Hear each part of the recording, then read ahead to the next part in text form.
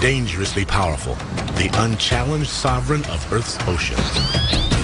They are the orca, killer whales, and their complex societies extend back into antiquity. But does our modern society now threaten theirs?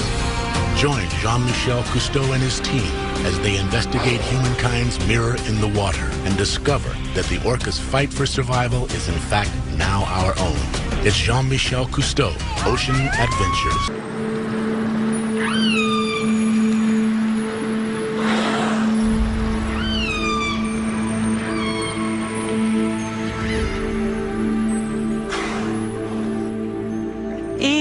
She was a wonderful whale. When I was first out here, I had no VHF radio, I had no radar, I didn't even have a compass, and once became lost in the fog. I felt like I was in a glass of milk. You just can't see anything. And I could hear on the hydrophone this big cruise ship headed for me. Anyway, Eve and her family, the next 20 minutes, came up so close to my boat that I was constantly switching the engine into neutral because I didn't want to hit them. And after a few minutes, I could just barely see something, and oh, it was an island, and I popped out, and I was into the glorious sunset and in the clear, and I kept waiting for Eve's family to come out of the fog, but they never did.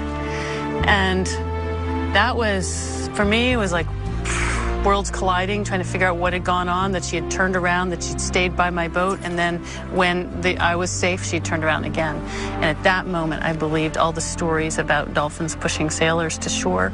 I don't know what it is about these whales, but they do things like that, and everyone studying these whales sees the same thing. They are our counterparts in the sea, the most complex marine species on the planet. Orca, the ruler of the ocean. Male orcas can be 9 tons, 32 feet long, with a towering dorsal fin 6 feet tall. But crowned with a smaller curved fin, it may be the females that rule the pod. They are the most widely distributed marine mammal in the world. Their realm extends from the Arctic to the Antarctic. Largest of the dolphins, orcas, also called killer whales, number fewer than 100,000 worldwide.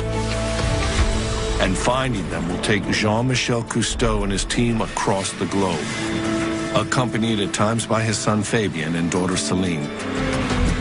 The Cousteau team will journey to both the northern and southern hemispheres as they seek out killer whales in the Pacific Ocean.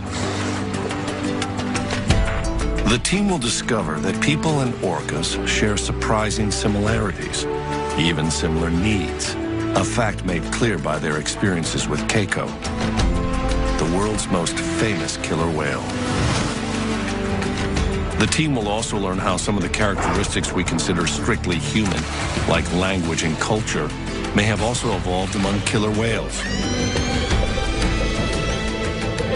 They'll travel among groups of orcas that are as similar and as different as we are from each other.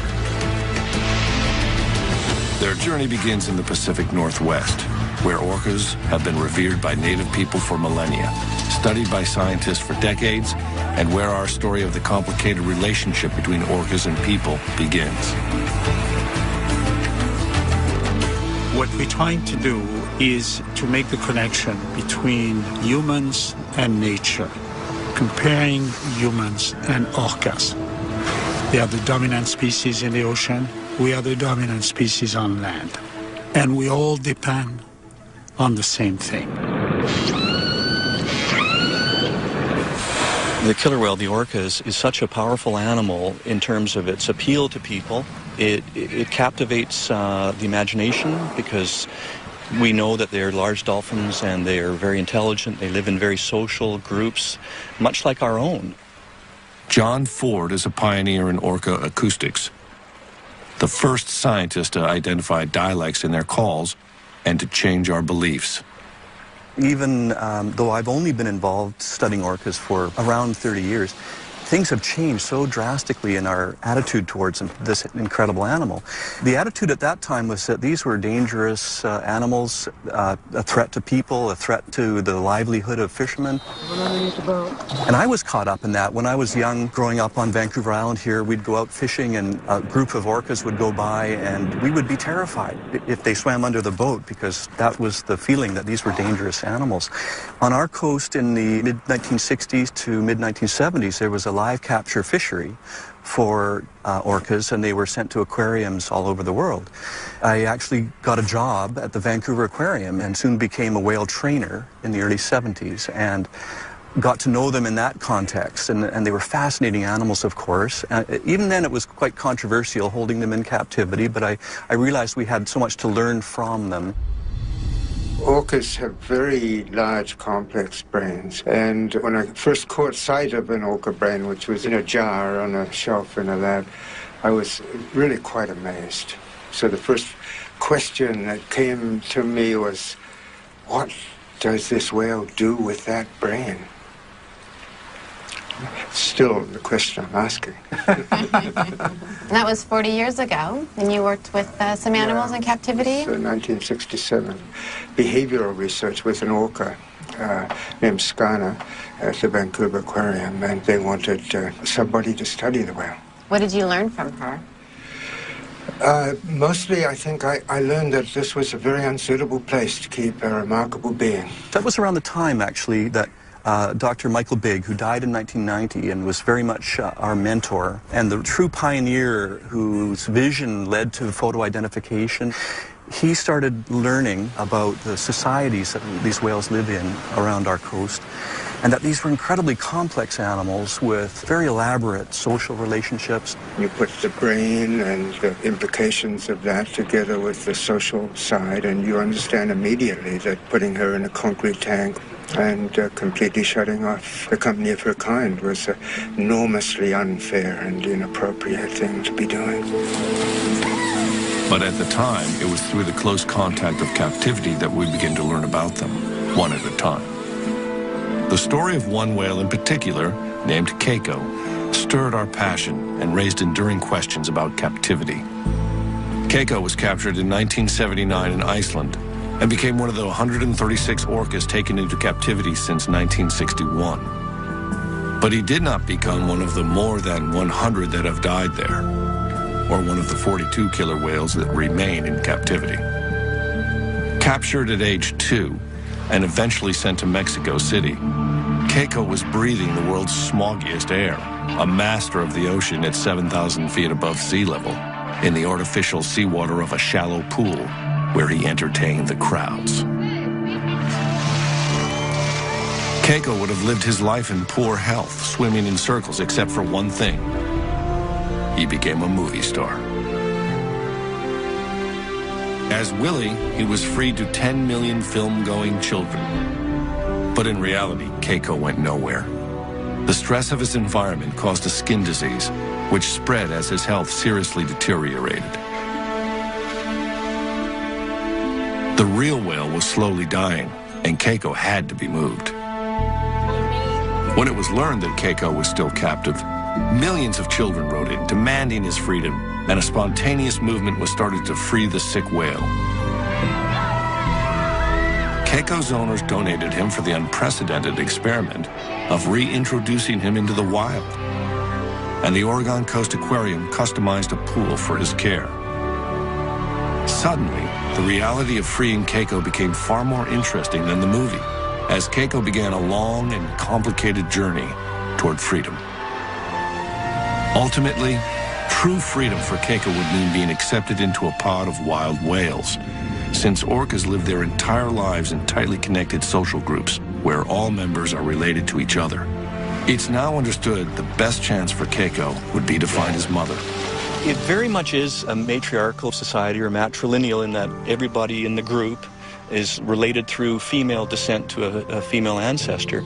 Individuals stay with their mother or their grandmother for the whole life. And it took some years to really understand that, because it is very unusual in that the large adult males never leave the group. The bond between a mature male and his mother is very, very strong. I know that Eve, the whale that came to you in the fog, was a matriarch. What happened when she passed away? Eve only had 2 sons, no daughters. And those 2 males went around Hansen Island for weeks and didn't survive her death for very long. Generally, the males will join their sister's family, but they become a loose satellite. They never again have the bond that they had with their mother. It's a unique social system. Orca is a very conservative animal. Basically, you only socialize with somebody who your mother introduced you to. The resident populations on this coast are really very clearly divided socially into 2 different groups. The northern residents, it's about 240 whales, 16 pods. The southern residents are around 90 whales, 3 pods, quite a bit smaller. What's really interesting, and we don't really understand this, but they never mix. And then we have overlaying that, we have transients, the mammal hunters. They don't mix with the residents, but they will often mix with other transients. And then occasionally we have these offshore whales, and they don't mix with these others either. So we have these whales that in many ways are just focused on their very familiar neighboring groups that are of the same lifestyle. It's a pattern strangely familiar, much like human tribes, existing near each other but separate, with languages and behaviors learned and passed on over generations. We define it as culture, and for both humans and orcas, different cultures exist among the same species. That was beautiful. Did you get that, Carrie? Yeah, I think so. That was amazing. See, I told you those 2 boys, huh? And they both did that. Yeah, they both did. Oh, The New Zealand orca I found are just so completely different from the Pacific Northwest. I had this paradigm that was how orca were around the world. They had a matrilineal society and stayed in very strongly bonded groups, and that there was another population who fed on marine mammals. Well, it turns out here that the New Zealand orca are moving around between groups. They feed on fish, sharks, rays, and marine mammals. Acoustically, they're different. They have a good Kiwi twang, just like I do. And it looks like they're moving big distances compared to the animals up there. I've got them travelling an average of 100 to 150 kilometres a day. And I think that's one of the things that fascinates me about orca is the different cultures. Even though they're in similar habitats, they're just so completely different. Orcas have been stable in these social groups that we're looking at now for literally thousands of years. If you look at the society and understand that this has evolved over a very long period of time, you realize that you're looking at a successful society. The wild pod. The challenge for him would be enormous, since strong social bonds may actually define what it means to be an orca. At the time, no one knew how to free a captive orca. It was a new frontier to trainers like Steve Clausen and to Jean-Michel, who became involved in the effort and who saw Keiko as a symbol of more than just one whale. Curator Nolan Harvey knew how far Keiko was from a wild orca. We're trying to teach Keiko to not only work for us within this pool so we can take better care of him, but we need to let him become a killer whale again. We need to untrain him. Our goal all along has been to give him control of his life. We're an active part of it, especially since he is here by himself. But the idea is to let him start making those decisions on what he wants to do, when he wants to do it. Where previously, anytime he did anything, it was because somebody asked for it. Even with vastly improved conditions, Keiko continued to demonstrate his frustration from living in an artificial environment. He expressed his stress in Mexico by gnawing the concrete pool, damaging his teeth, and it continued in Oregon on his favorite rock. A decision was made to cover it in order to discourage the behavior and to protect the teeth of the ocean's greatest predator. An orca's sharp, conical-shaped teeth make feeding on large prey possible, but Keiko primarily eats fish which orcas swallow whole, so his damaged teeth should not be a problem in the wild. When he arrived in Oregon, Keiko was 1,000 pounds underweight, but soon doubled what he was eating in Mexico. His waistline increased by 3 feet. He gained nearly 2,000 pounds and grew 8 inches longer. But he still had to be taught to catch live fish as a milestone for his release. and in order to survive in the wild.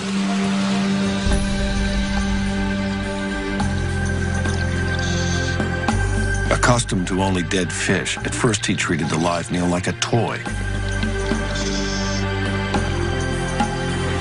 Surrounded by walls, Keiko had never been observed using echolocation in captivity. And to a wild killer whale, it's a fundamental skill. The whale's hearing spectrum is many times ours. Their sensitivity is incredible. They see with sound, so when they're finding food, they use their echolocation. They make sounds, they get echoes, and they can turn that into a mental three-dimensional image somehow.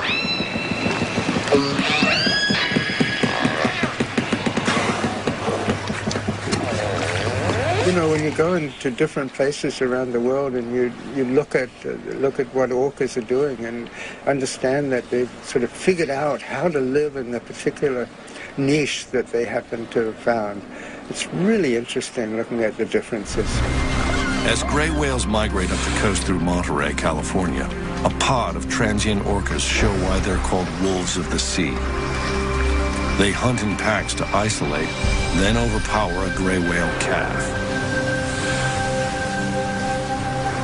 It's a predictable hunt, with as many as a third of the calves taken by orcas. 20 to 30 whales may work together and share the bounty. Sharing seems to be really important in these groups. It seems to be part of the way that the whales live together to avoid competition. Certainly they food share when it comes to feeding on larger animals, but that's probably more a facet of the fact that these things that they're feeding on, like whales, are so big and there's not many of them. In terms of if they kill one, then everybody has to feed on it. A female, the best hunters, will bring up a fish, and others from her matriline will come over and share that prey item. What's kind of surprising for the residents, they will share even a salmon that's perhaps only 5-10 pounds. They will share that, even though any whale in the group could easily swallow it. It has given us a new appreciation and insight into the workings of their society. That said, even though their dietary preference is culturally maintained and driven, they don't seem to be really adaptable in the short term. It might take a while before they can start focusing on alternative species. Killer whales are real traditionalists. They only do what mom did. They eat when mom eats, and they socialize with the whales that mom socialized with. They really don't like to branch out. So if you have a habitat change and that particular prey is not there anymore, then it's difficult for the orca to adapt.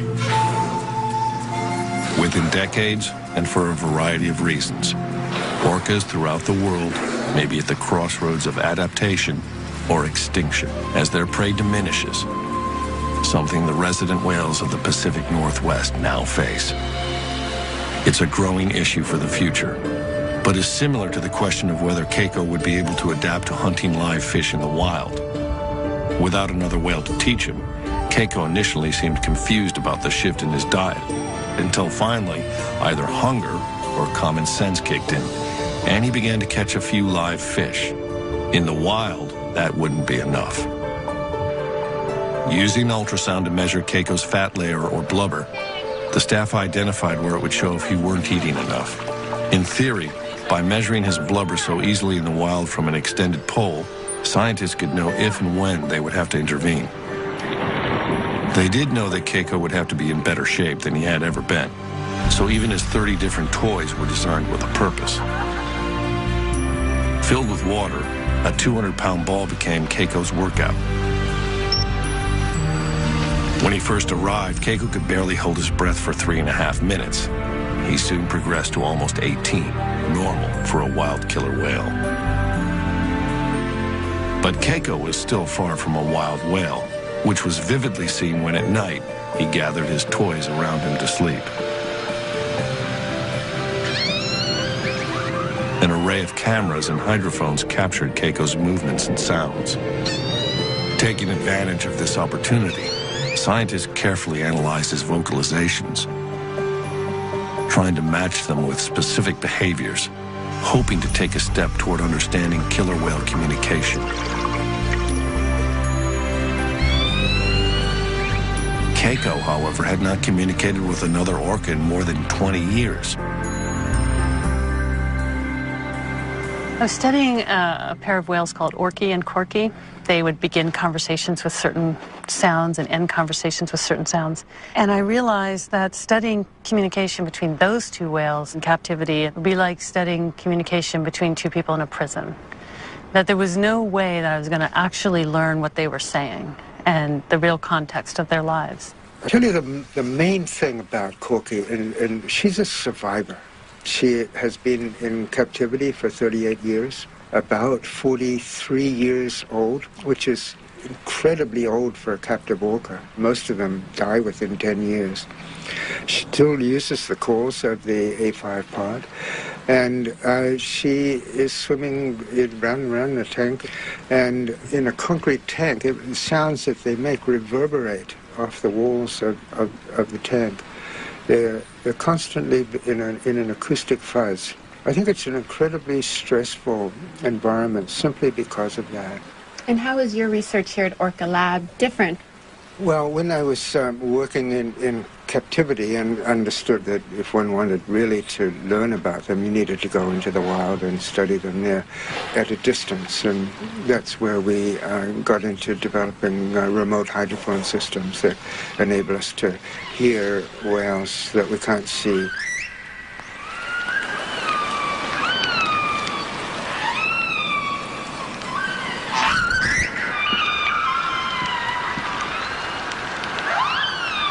We have a network of hydrophones, covers about 50 square kilometers of the area around us, and we have speakers all over the place. We're listening to all of them all of the time, 24/7, 365.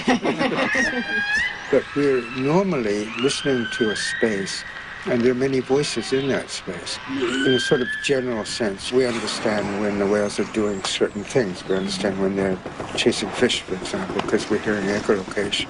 We understand when they're resting, because they make these really sort of low-energy calls.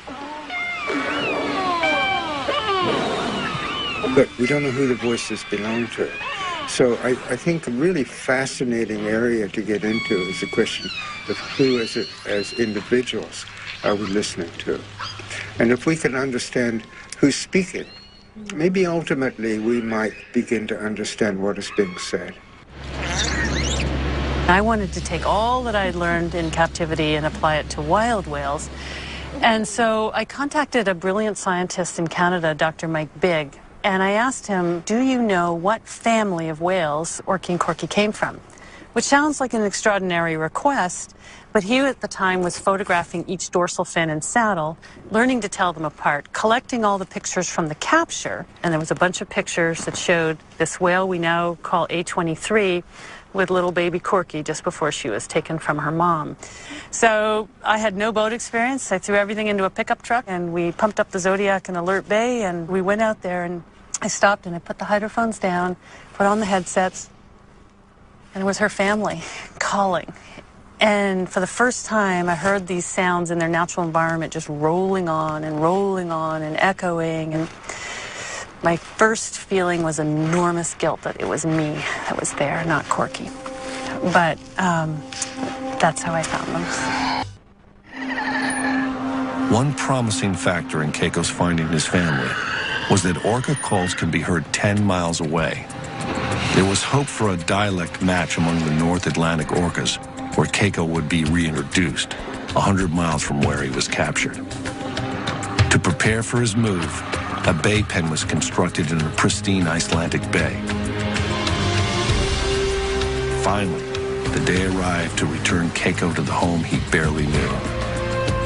This had been Keiko's unexpected journey to freedom that millions of children demanded, but that no one knew exactly how to accomplish. Jean-Michel had watched Keiko's transformation for over 2.5 years and had been witness to his devoted fans. Good luck! Even the U.S. Air Force had agreed to rent a C-17 cargo plane and crew for the trip, announcing it was in the best interest of the nation to fly Keiko home.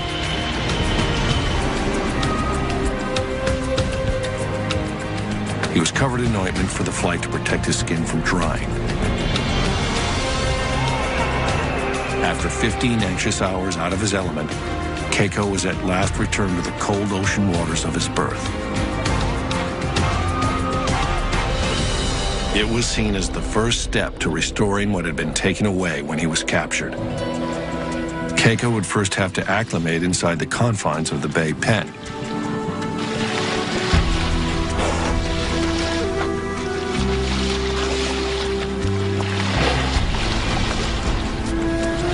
Months later, his world expanded to the enclosed bay, where for the first time, he ruled in relative freedom. It was Keiko's first chance at a small piece of the wild. Not since he was 2 years old had he experienced the sights and especially the complexity of sounds of a natural ocean environment.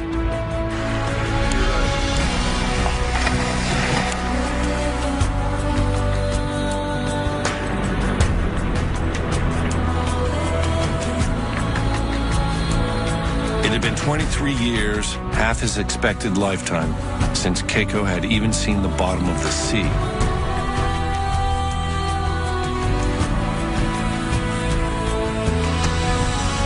Keiko's world was gradually expanding, and for the next step, a satellite tag was attached to his rare flopped dorsal fin in order to follow him at sea.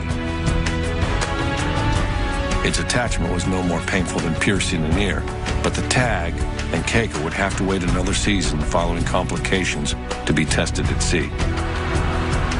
Finally, in the summer of 2000, sea trials began. Everything from then on was up to Keiko. The difficult promise to give him the choice of freedom had been kept.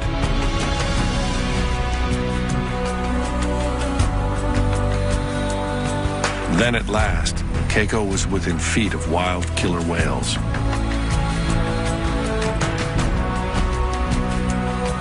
He seemed enthusiastic at first, but then experienced what might have been shyness or fear and turned back.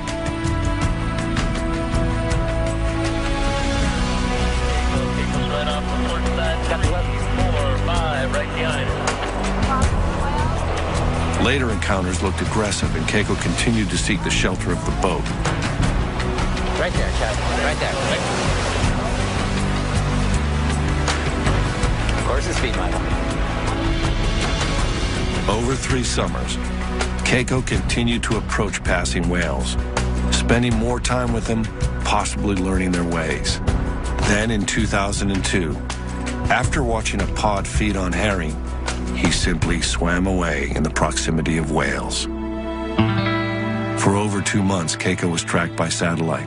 His course revealed no details about his experiences in the wild, but he emerged 1,000 miles away, sufficiently fed and unscathed. An enormous success.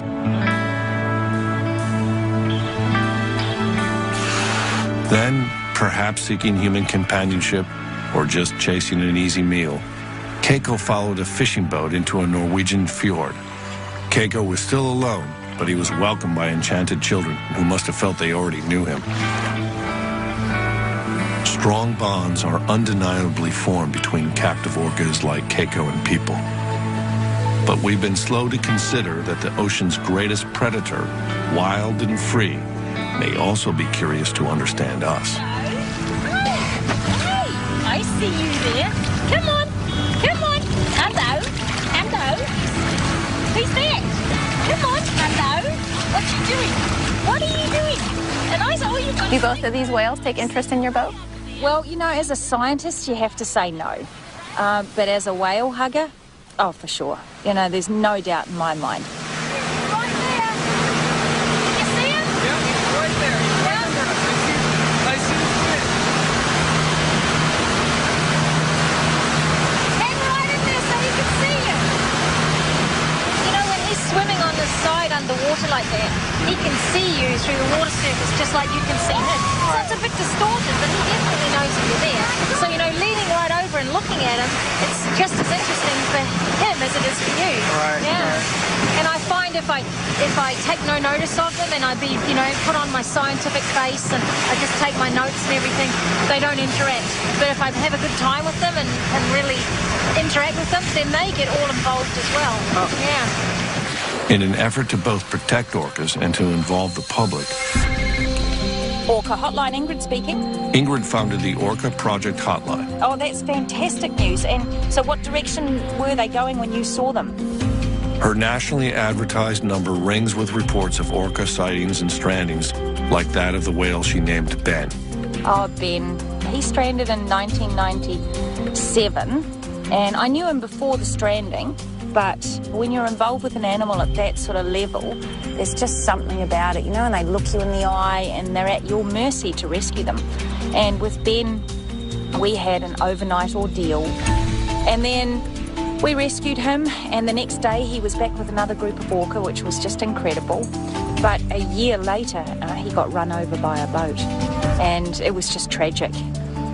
But a year later, I found him, and his dorsal fin, the back half, had completely collapsed and folded over. So now he's got this funny little fin where bit sticks up and the rest folds down. But he survived, and he's very cautious of boats now. But he'll still come over to my boat. I think that by showing people the variation within the individuals, it makes the animals a little bit more personable, if you like. If somebody can call me up and say, hey, I just saw Ben, it gives them a little bit of a stake in Ben's life. And so hopefully, you know, they'll slow down their boats, they'll drive a little more respectfully. The data, of course, is really valuable for my research, but ultimately I want it to be that the public will want to protect these animals. Keiko, however, was at risk of being loved too much by a well-meaning public. The Norwegian government passed laws to protect him, and the Free Willy Keiko Foundation and the Humane Society of the U.S. agreed to continue his care. He arrived in Norway, obviously having fed himself at sea, but without fish in the fjord, concern grew, and the decision was made to begin feeding him again. Keiko had everything he needed, except the company of his own kind. In 2003, after more than a year in Norway, at age 26, relatively young for a male orca, Keiko took a final breath and died from a pneumonia-like virus. His burial was the last outpouring of affection for the whale we thought we knew and who had done everything we asked.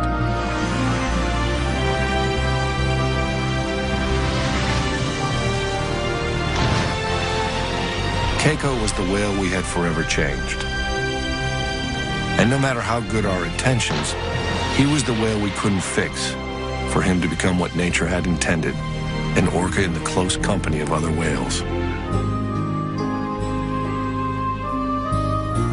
It wasn't possible, even for the world's most loved, most famous whale. I think it would be quite impossible for anybody to propose capturing an orca, at least in North American waters at this point. So I think in that sense we've come quite a long way in terms of public attitudes.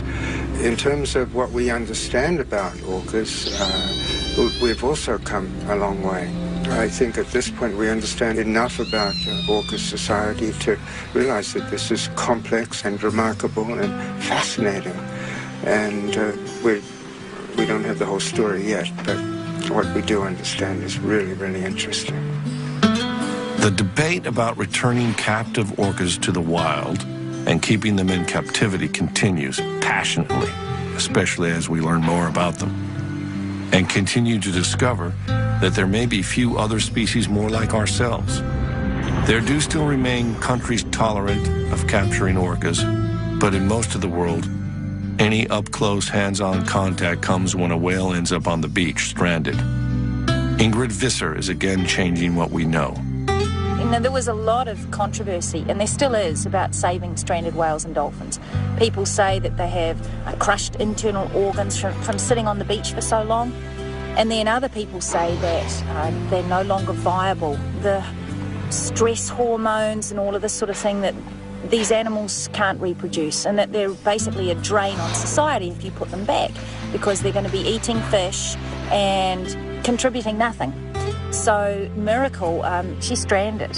She was rescued, and then I saw her again after the rescue 3 years later.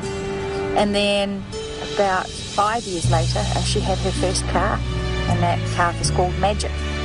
So it was really, really incredible to see Miracle, who had this stranding event, been rescued and then had her very first calf, and the calf has survived. So yeah, magic it was. Come on! How cool is that? Wow.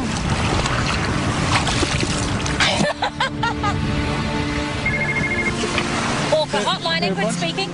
In the middle of her research, Ingrid gets a call that a small female orca is stranded on an isolated beach in heavy surf. She and the team rush to assist. She's somewhere on this bit of coastline here. We're not sure exactly where, but this area here, these lines on the chart are marking that it's really rough and surf breaking. So we're kind of hoping we'll be able to pick her up and move her by tractor and trailer somewhere into here. Okay, well, let's do it.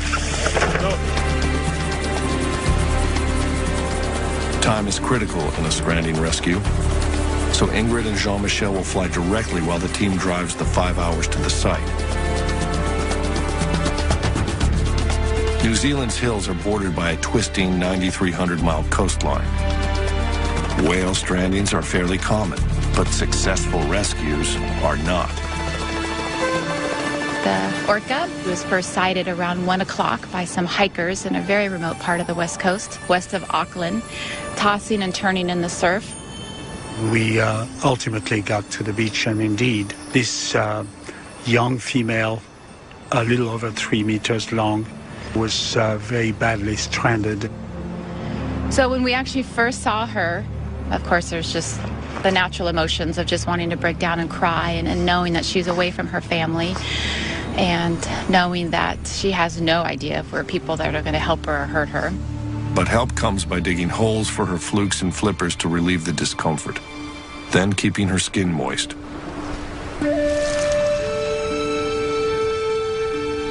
She was probably not alone, struggling in the surf, and another whale may have tried to pull her back to sea, judging from the marks raked across her tailstock. Ingrid names her Reiki. Most important to her survival is keeping the young whale hydrated after hours of stress on the beach. Ingrid is successful in getting her to accept a tube bringing water. Yeah.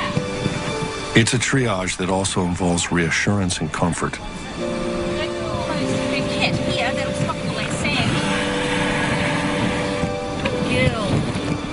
Even with expert care under changing conditions, it's believed that an orca can survive only about 24 hours out of water. Hopefully, she'll be okay, and hopefully reunited with her pod. She's a young female, needs her family.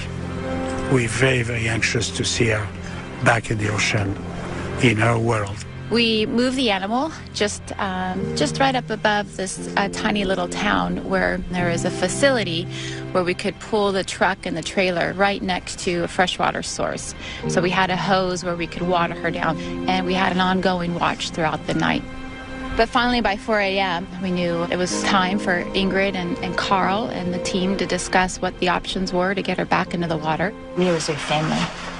Carl and I have done orca strandings before, where 2 hours after we released the orca, it met up with its family. So it can be a long way away, and the animals will return if they hear her, but they won't be able to hear her calling if she's inside here over the bar with the surf. But then if we take her to the other coast, it's 100% guaranteed she won't find her family immediately. That's the worst con for both scenarios, is that where is her family? I defer to you more for non-biological in terms of your knowledge of the animals.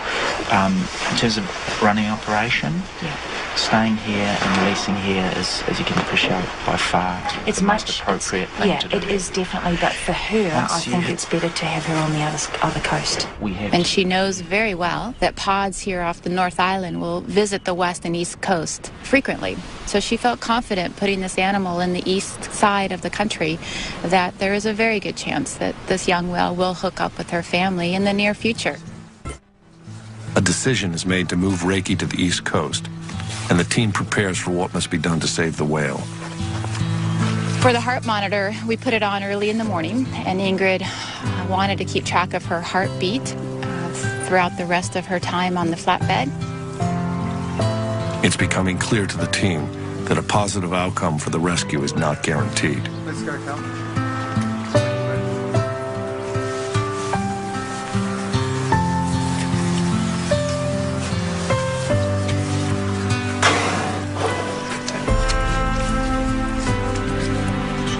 For me personally, it was the first time I've seen an orca so close. But Ingrid, with her trust in us, we really were not only filming and assisting, but we were participants. And when she had asked me to sit next to the whale and help keep the heart monitor on her the entire time, it was my job then to really have that continuous touch with the animal and really hopefully transmit my calmness to this animal. And her heart was very normal, was average, between 60 and 80 heartbeats per minute. And there were times when it even dipped a little bit, which was hopefully a sign of her calmness.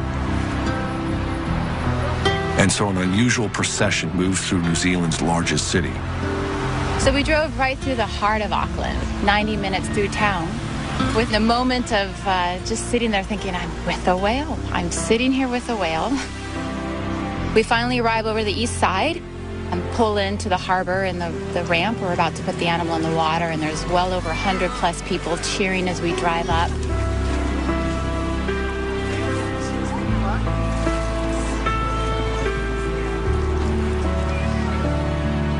The whale is gently rocked into the water, but is disoriented from the ordeal and lies still. From there, there's a full flood of emotions. And at first, the animal is hardly moving at all.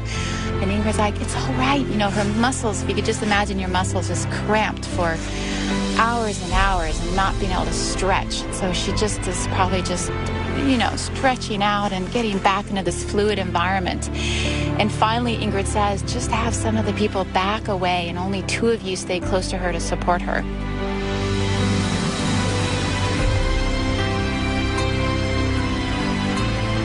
Sure enough, as soon as 3 people backed away from the animal, Carl and one of his staff were right by the head. She just gives a big kick of her tail, and you just see the movement in her dorsal fin just slice through the water as she slowly travels out in the deeper water. We've heard the stories of dolphins pushing people in need back to shore, and now this team has carried a young whale back to the sea with a chance at life. Perhaps orcas and people share an additional trait, the ability to care for another species, including each other. In our complicated relationship with nature, it may be a bond unlike any other. I think I've only just begun to scratch the surface with these guys. Pretty much every time I go out, I see something new or interesting, and I just wish I knew so much more about them. Just the real basics, like where do they go when I don't know where they are? What are they saying to each other? How do they teach the young ones how to catch things? And what happens to them when they're naughty? And just, yeah, fun stuff like that as well. And then on the science side of things, how are they impacted by pollution in the marine environment? What sort of things can we do to protect their habitat? If you teach people about these animals, they're going to understand them better. And if they understand them better, they're going to love them more. And if they love them more, then, yeah, they're going to look after them, I hope.